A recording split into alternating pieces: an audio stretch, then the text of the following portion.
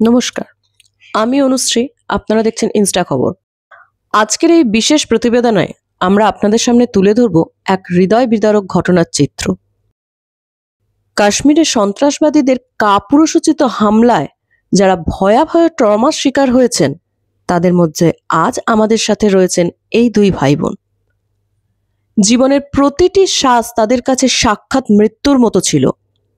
অবিশ্বাস্য হলেও সত্যি, আজ তারা আমাদের মাঝে উপস্থিত, হয়তো গভীর ক্ষত নিয়ে, কিন্তু তাদের চোখে মুখে দৃঢ় সংকল্পের স্পষ্ট ছাপ।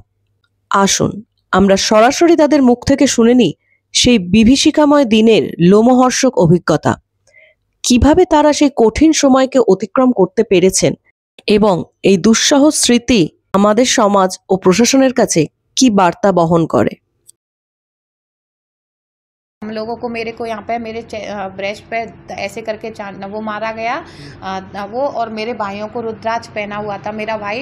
तो बोले कि रुद्राक्ष क्यों पहनते हो? मेरा भाई बोला मुझे उससे एनर्जी मिलती है इसलिए मैं रुद्राक्ष पहनता हूँ। तो इससे बोले तुमसे कुछ बात करनी है, उधर आओ नदी के पास। मेरा भाई बोला कि मैं नदी के पास नहीं आऊँगा। जो स्क्रैच जारी हुआ है जिसमें जो सबसे कम एज का लड़का है वही मेरे भाई को लेके जा रहा था। मैं उनको पहचान रही हूँ, 2 लोगों को उनमें से।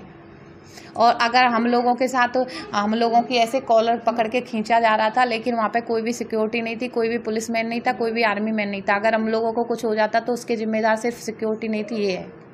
और वहाँ पे बहुत बदतमीजी हमारे साथ हुई भी, हमारे पास उसके वीडियो भी है। झगड़ा हुआ। अच्छा।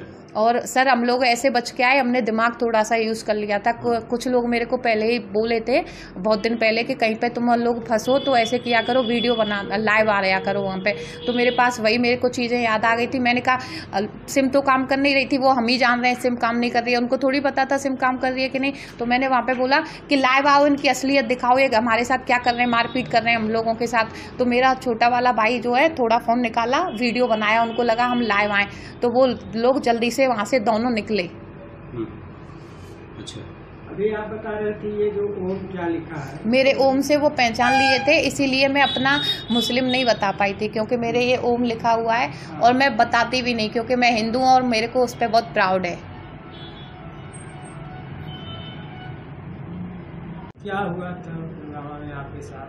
किस दिन यहाँ से आप लोग गए थे? हम तेरे को यहाँ से गए थे, फिर तेरे को हमने वहाँ पे जम्मू कश्मीर वगैरह घूमा, फिर जम्मू कश्मीर घूम के श्रीनगर वगैरह घूमा, फिर हम 20 को पालीग्राम पहुँच गए थे।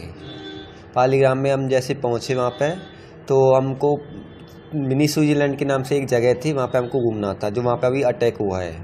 मिनी स्विट्ज़रलैंड के लिए हम लोग जैसे निकलते तो एक लड़का पूछता है मेरे से, जिसकी स्केच बनाई गई है, जो 19-20 साल का लड़का था, उसकी स्केच बनाई गई है, वो मेरे से पूछता है ये क्या है? मैं कही ये रुद्राक्ष है, इससे क्या होता है? मैं कही एनर्जी मिलती है इससे।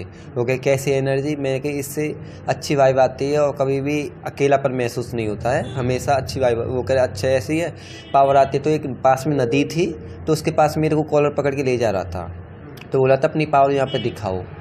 मैंने कही, फिर वो काफ़ी लोग थे, वो जिसकी स्केच थी वो था, और भी थे उसके संग 1-2 लड़के थे। तो मैंने कही अब रहने दो, मेरी है ना फैमिली खड़ी है, फैमिली के पास जाता हूँ। फिर मैं फैमिली के पास गया, फिर वहाँ मैंने सब लोगों को बताया कि मेरे साथ ये हो रहा है वहाँ पे। फिर वो जितने हमारी फैमिली ने समझा कि उनको लगा कि यहाँ सही नहीं है तो निकलना ही अच्छा है, तो हम लोग निकले वहाँ से। फिर हम लोग ऊपर की तरफ चढ़े, ऊपर चढ़े तो वहाँ से 6 से 7 किलोमीटर हम चले, फिर 450 मीटर थोड़ा रह गया था वो मिनी स्विट्ज़रलैंड जहाँ पे अटैक हुआ था। फिर वहाँ से हम वापस आ गए थे। वो लोग हमको वापस भी नहीं लेकर आ रहे थे, वो बोले थे चलो आप लोग ऊपर ही चलो, ऊपर ही चलो। हमने ज़बरदस्ती हमको नीचे आना पड़ा, पर वो लेकर भी नहीं आ रहे थे हमको। बदतमीजी से बात की हमसे और गाली गलौज दे रहे थे। क्या इसकी सूचना कोई स्थानीय स्तर पर? वहाँ पे कोई भी फोर्स नहीं थी, किसी से सूचना किसके करते, वहाँ पे कोई भी इनेबल नहीं था कि हम पुलिस वालों को बोलें। पुलिस में एक भी फोर्स नहीं थी, वहाँ पे कुछ भी सुरक्षा नहीं थी, ना हमारी चेक वगैरह कुछ भी नहीं हो रहा था। वहाँ पे आधार कार्ड वगैरह चेक होता, कुछ भी नहीं हो रहा है। बम लेके जा सकते थे वहाँ पे, कोई भी इंसान कुछ भी लेके जा सकता है। जब एक हॉर्स वाले के पास 4-5 गन थी, उसके पास चाकू वगैरह थे, सब कुछ था उसके पास, तो वो तो आप सोच सकते हो कि वहाँ सब कुछ नॉर्मल था। राजस्थान से रहने वाली हूँ, ग्लैमरस फेस ऑफ इंडिया। मैं इंटरनेशनल ब्यूटी रही हूँ, और उसके बाद उससे पहले मैं स्टेट बैंक में ब्रांच मैनेजर भी रही हूँ, 4 साल में ब्रांच मैनेजर रही हूँ। मैंने रिजाइन कर दिया बैंक से, मेरे हेल्थ इशू थे। हम लोग अभी सर 13 अप्रैल को जम्मू कश्मीर गए थे। हम लोगों ने 10 दिन का ट्रिप बनाया था जम्मू कश्मीर का। जम्मू कश्मीर में हम लोग वैष्णो देवी गए। वैष्णो देवी 15 तारीख को फ्री हुए, यहाँ से 13 को निकले थे। 15 तारीख को हम वैष्णो देवी से फ्री हुए। 16 तारीख को हम रात को 11 बजे वहाँ पे पहुँचे थे श्रीनगर हमने 17-18 तारीख को श्रीनगर हमने विजिट किया। 19 तारीख को हम लोग सोनमार्ग गए। 20 तारीख को हम लोग पहलगाम गए थे। नीचे हमको सब कुछ सही लगा था, नॉर्मल लगा था। हम लोग बहुत ज़्यादा सोच के गए थे सिक्योरिटी वगैरह होगी, वहाँ पे सिक्योरिटी वगैरह हमको नहीं मिली थी, क्योंकि हम कहीं पे भी एंट्री करते हैं ऐसी जगह पे तो वहाँ पे पहले आधार कार्ड वगैरह आप लोगों की जांच वगैरह होती है, वहाँ पे नहीं हुई थी। तो हम लोगों को वो लगा शायद नॉर्मल जगह, अच्छी जगह। तो हम पहलगाम पहुँचे। पहलगाम में खच्चर वगैरह वालों से बात हुई। वो हमें मिनी स्विट्जरलैंड बोला जाता है, बैसराना, जहाँ पे ये आतंकी हमला हुआ है, वहाँ ले जाने के लिए बात हुई। हम लोग नीचे से गए कश्मीरी वैली तक। बीच में एक रास्ता पड़ता है कश्मीरी वैली, बैसराना से 500 मीटर पहले हम वहाँ तक गए। तो वहाँ पे हम लोगों की बात हुई। एक आदमी था, उसकी सेविंग थी, जो अभी स्क्रैच जिसका जारी हुआ है उसको हम पहचान रहे हैं, और एक लड़का, वो दोनों बीच में हमको मिले। हम लोगों को लगा वो खच्चर वाले हैं। तो वो हमने उनसे पूछा क्या है ना, हमसे वो पूछता है आपका नाम क्या है। मैंने कहा मेरा नाम एकता है। बहुत नॉर्मल तरीके से बात कर रहा था। मैंने कहा मेरा नाम एकता है। बोला कहाँ से आई हो?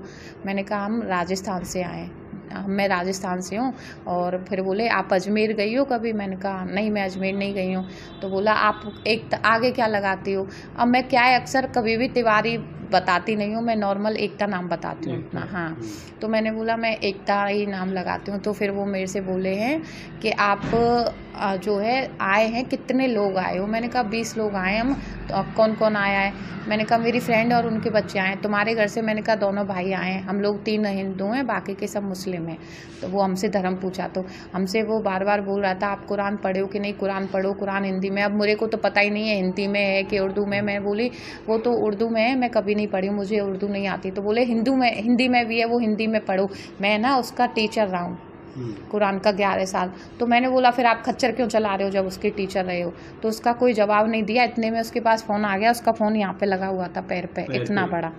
हाँ, वो फ़ोन से बात करता है, फ़ोन लिया है ऐसे, फ़ोन से बात करता है, हेलो मैं, हाँ 20 लोगों का ग्रुप आ रहा है ऐसे करके।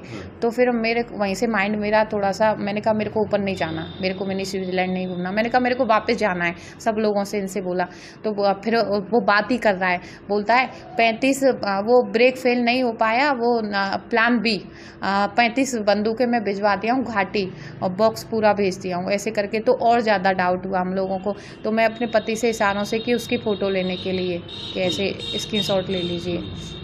वो वीडियो बनाए, वीडियो में उसका स्क्रीनशॉट लिया। मेरे फ़ोन में वीडियो बनाते हैं स्क्रीनशॉट आ जाता है, तो उसका फ़ोटो ले लिया था हम लोगों ने। ऐसे फ़ोटो है हमारे पास, ये फ़ोटो जी मेरे पास फ़ोटो है, मैं आपको ये दिखा देती हूँ अभी। मैं जो लिया है उसको दिखाया। जी अभी मैं दिखाती हूँ आप लोगों से। ये फ़ोटो हम लोगों ने लिया है, ये वाला। यही हमसे कुरान की बात कर रहा था, यही हमसे बार बार कुरान की बात कर रहा था। यही मेरे से ये बोला था कि आप अमरनाथ कभी आइए, हम आपको बिना उसके रजिस्ट्रेशन के ले जाएंगे। मुझे बिना रजिस्ट्रेशन के मैं क्यों जाऊंगी अमरनाथ? और यही मेरे से ये बोला था कि आप कितने लोग हैं आपके साथ, हिंदू हैं कि मुस्लिम हैं? तो मैंने झूठ बोला था कि मेरे साथ जितने भी लोग आए वो मुस्लिम आए, क्योंकि मेरे को इसके इरादे सही नहीं लग रहे थे। फ़ोन इसने ही निकाला? फ़ोन इसने यहाँ पे रखा हुआ था, यहाँ पे इसने फ़ोन निकाला। यही बंदूकों की बात किया था, 35 बंदूक। हाँ, अच्छा। और यही 35 बंदूकों की बात किया था। यही हमसे कुरान के लिए बोला था कि मैं कुरान का टीचर रहा हूँ। এই ছিল কাশ্মীরের সেই ভয়াবহ দিনের দুই প্রত্যক্ষদর্শীর হৃদয়স্পর্শী কথা। সন্ত্রাসের ছায়া যেখানে মৃত্যু নিয়ে হানা দেয়, সেখানে এই ভাই বোনের সাহস, মানসিক দৃঢ়তা এবং উপস্থিত বুদ্ধি আমাদের সকলকেই অনুপ্রাণিত করে। তাদের যন্ত্রণা কেবল ব্যক্তিগত নয়, এটা গোটা দেশের নিরাপত্তা, মানবতার প্রশ্ন তোলে। আমরা আশা করব এমন ঘটনা আর না ঘটে, সেই দায়িত্ব সকলের। এই বিশেষ প্রতিবেদন আজ এ পর্যন্তই। আগামী দিনেও আপনাদের সামনে তুলে ধরব এমন আরও বাস্তব কাহিনী। সঙ্গে থাকুন। ধন্যবাদ।